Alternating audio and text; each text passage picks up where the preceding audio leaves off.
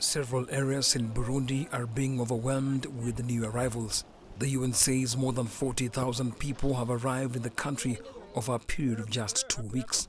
And this country, which has huge humanitarian struggles of its own, is struggling to cope.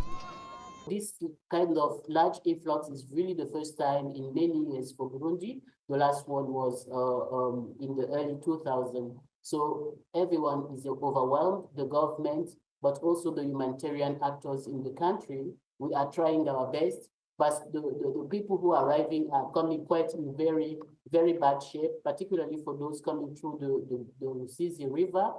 Some of these people have been displaced over and over again and arrive injured or with health issues such as measles, says the UN. Others do not survive the odious journey, some of them children.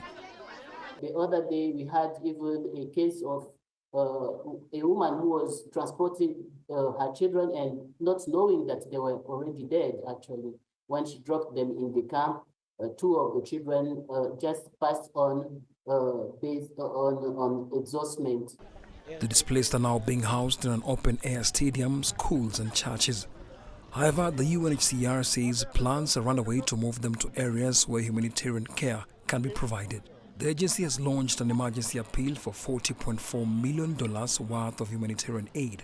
More arrivals are likely, according to the UN, as the M23 rebel group continues to advance on strategic zones in the DRC.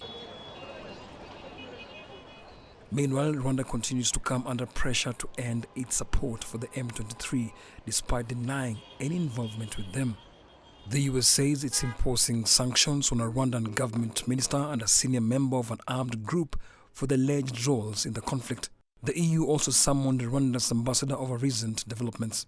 The US State Department said that Secretary of State Marco Rubio and Kenyan President William Ruto had a discussion on the crisis and both called for an end to hostilities.